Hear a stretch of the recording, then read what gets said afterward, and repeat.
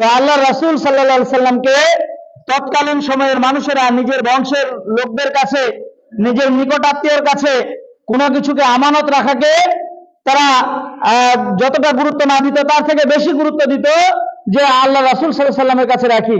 কারণ এদের কাছে রাখলে আত্মসাৎ হতে পারে, কিন্তু মুহাম্মদুর রাসূলুল্লাহ সাল্লাল্লাহু আলাইহি সাল্লামের কাছে রাখলে আত্মসাৎ হওয়ার কোনো ভয় নাই।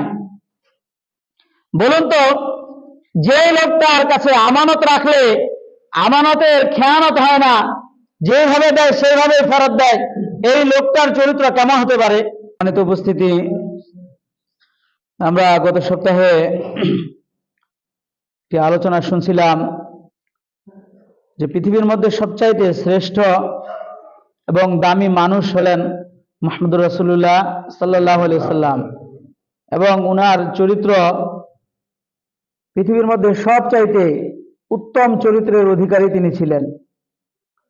তার চলাফেরা, কথাবার্তায় তিনি তৎকালীন সময়ে আরবের মানুষদের মন জয় করে ফেলেছিলেন।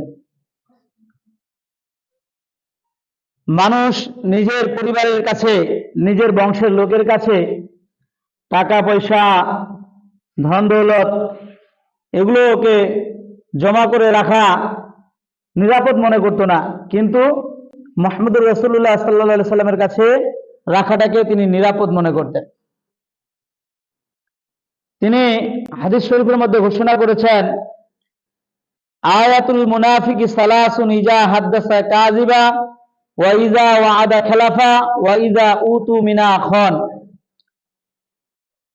আল্লাহ রাসূল বলেন যে মুনাফিকের আলামত, মুনাফিকের নিদর্শন, মুনাফিকের পরিচয় হলো তিনটা। ইজা হাদ্দাসা কাযিবা, যখন সে কথা বলে তো কথায় কথায় সে মিথ্যা কথা বলে। যে ব্যক্তি কথায় কথায় মিথ্যা কথা বলে, মুনাফিক হওয়ার জন্য একজন ব্যক্তি যে তিনটা আলামতের কথা বলা হয়েছে, তার একটা আলামত হলো যে ব্যক্তি কথায় কথায় মিথ্যা বলে সে মুনাফিকের পরিচয় নিজের মধ্যে বহন করে।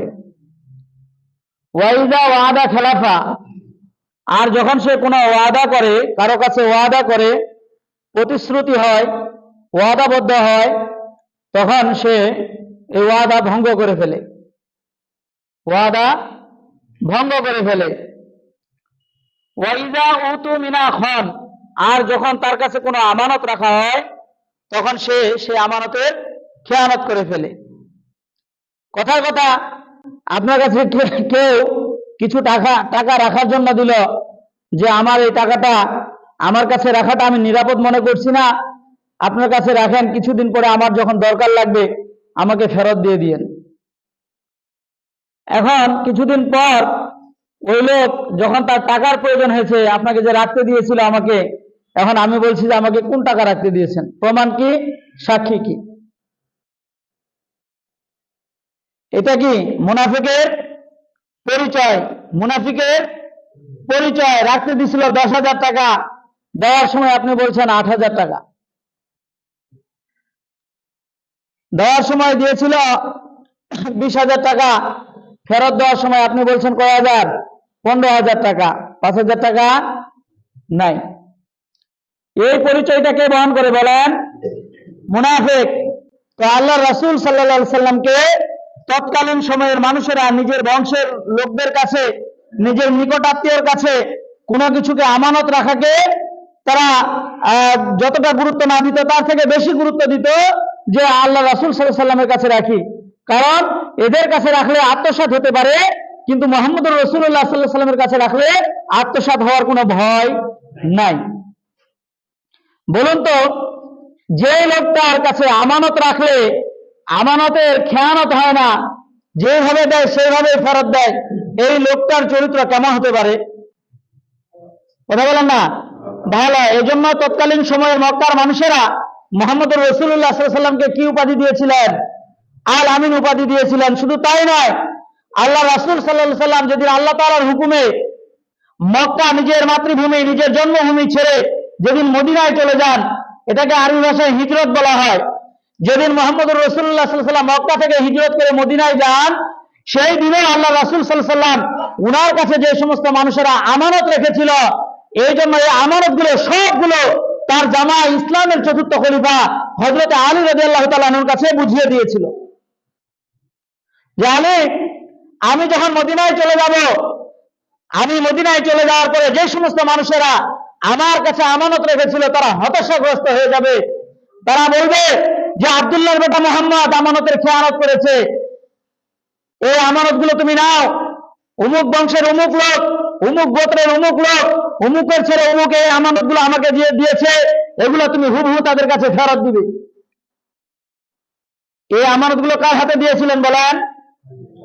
আলী রাদিয়াল্লাহু তাআলা আনহুর কাছে দিয়ে এরপরে আল্লাহ রাসূল সাল্লাল্লাহু আলাইহি ওয়াসাল্লাম কি করতে গিয়েছিলেন? হিজরত করতে গিয়েছিলেন। ভাই, দুনিয়ার হায়াতের জিন্দেগি ক্ষণস্থায়ী। আপনি আমি পৃথিবীতে যত খাবার খাই না কেন, আপনার আমার এই দামি খাবারগুলো আপনার আমার গলাটা পার হইলে এটার আর কোনো মজা স্বাদ থাকে না। শুধুমাত্র যত মজা আর স্বাদ আছে সবগুলো কোথায় আছে বলেন না? জিহ্বার মধ্যে আছে। আর যত রকমের আরাম আর বিশ্রাম আছে সবগুলো কিসের জন্য আছে? এই পিঠের জন্য আছে। আপনারা সকলে জানেন, আজ অবধি পর্যন্ত যত মানুষ দুনিয়া থেকে বিদায় নিয়ে চলে গেছে, কারোর সাথে কিন্তু টাকা পয়সা, ধন দৌলত, তার গাড়ি বাড়ি, ব্যাংকের চেক, এগুলো কিচ্ছুই তার সঙ্গে দেওয়া হয় নাই। এই জন্য দুনিয়ার জমিনে চলাফেরা অবস্থায় আপনি আমি এমন ভাবে জীবন যাপন করব যে জীবন যাপনের পরে আপনি আমি দুনিয়া থেকে বিদায় নিয়ে চলে গেলেও এই সমস্ত ব্যক্তিবর্গরা আপনার জন্য আমার জন্য দোয়া করে সওয়াব পৌঁছাইতে থাকে। এমন যেন না হয় যে আমি মরে গেলাম, আমার মৃত্যুর সময় আমার লাশটা একজন আটকায় দিল যে এই লোকের কাছে আমি টাকা পাবো, এই লোকের কাছে আমি টাকা পাবো। ফিকহের মাসালার মধ্যে, কিতাবের মধ্যে মাসালা রয়েছে যে যখন কোনো মাইয়েত মারা যাবে, সে যদি পর্যাপ্ত পরিমাণ ধন সম্পদ রেখে যায়, তাহলে তার ছেলে মেয়েদের প্রথম কর্তব্য হলো তার বাবার ঋণ পরিশোধ করা। তার বাবার ঋণ পরিশোধ করে বাকি যে অর্থগুলো বাঁচবে এগুলো তারপরে তারা বন্টন করে নিবে। আমাদের এখন অবস্থা কি হয় যে আমার আব্বা কারো কাছে টাকা ধার নিয়েছিল, আমার আব্বার লাশটা মাটি দেওয়ার সময়, জানাজার সময় থামাই দিচ্ছে, দাবি করছে, আমি বলছি যে দিয়ে দিব। এখন পরবর্তীতে ওই লোক ঘুরতে থাকে, আমি আর তাকে কি করি না, পাত্তা দেই না। এরপরে যদি বেশি দাবি করে তা বলি যে ওই যে বাসঝাড়ের নিচে আমার আব্বা আছে, ওখানে তোমার কাছে টাকা নিয়েছিল, তুমি ওখানে যাওয়ার কাছে টাকা নিয়ে নাও। কি ভাই, কয়েক মাস বা এক বছর আগে একটা ঘটনা শুনছিলাম, মোবাইলেও দেখছিলাম, পুরো গ্রামের এইদিকে এক মহিলা একটা মাইয়ের লাশ খুঁজতে আসছিল, একই অবস্থা। টাকা ধার দিছিল কিন্তু কি করে নাই, ফেরত দেয় নাই। আপনার এই যে লাশটা বলতেছে যে আমার আব্বা এখানে আছে, যাও ওইখান থেকে নাও। তো উনি লাশটা খুঁজতে গেছে, মানুষ সবাই মনে করছে যে লাশ চোর, উনাকে ধরছে, তারপরে বলতেছে যে এই ব্যাপার। এই জন্য উত্তম চরিত্রের অধিকারী খারাপ হওয়ার জন্য বেশি সময় লাগে না, সমাজে খারাপ হওয়ার জন্য বেশি সময় লাগে না, কিন্তু ভালো হওয়ার জন্য কি লাগে? সময় লাগে। কথার কথা বোঝার জন্য বলছি, একটা মানুষ 20 বছর 30 বছর থেকে উত্তম চরিত্রের অধিকারী, ওনাকে সবাই ভালো বলে, এই লোকটা নষ্ট হওয়ার জন্য একদিন রাস্তায় যদি একটা মহিলা মানুষের একটা ওন্না টান দেয়, ওর 20 বছরের সাধনা কি হবে বলেন তো? তাহলে ভালো হয়ে সময় লেগেছিল কত বছর? 20 বছর। আর ওন্নাটা টানতে সময় লাগছিল কয়েক সেকেন্ড, কয়েক সেকেন্ড মাত্র। এতদিনের সাধনা তার কি হয়ে যাবে? নষ্ট হয়ে যাবে। এজন্য মুহাম্মদ রাসূলুল্লাহ সাল্লাল্লাহু আলাইহি ওয়াসাল্লামের উম্মত যারা হবে, তার দাবি উম্মত বলে যারা দাবি করবে, তাদের চরিত্র হবে কার চরিত্রের মতো? মুহাম্মদ রাসূলুল্লাহ সাল্লাল্লাহু আলাইহি সাল্লামের চরিত্রের মতো। এজন্য উনি যে চরিত্র, উনি যে আদর্শবান, যে তরিকা আপনার জন্য আমার জন্য রেখে গেছেন, এই তরিকা, এই পথ, এই মত আপনি আমি যদি অবলম্বন করি, ইহকালেও আপনার আমার কি আছে? সফলতা আছে। পরকালেও আপনার আমার কি আছে? সফলতা আছে। আল্লাহ তাআলা আমাদের সবাইকে মুহাম্মদুর রাসূলুল্লাহ সাল্লাল্লাহু আলাইহি ওয়াসাল্লামের মতো উত্তম চরিত্রের অধিকারী হওয়ার তৌফিক দান করুক। সবাই বলে আল্লাহুম্মা আমিন।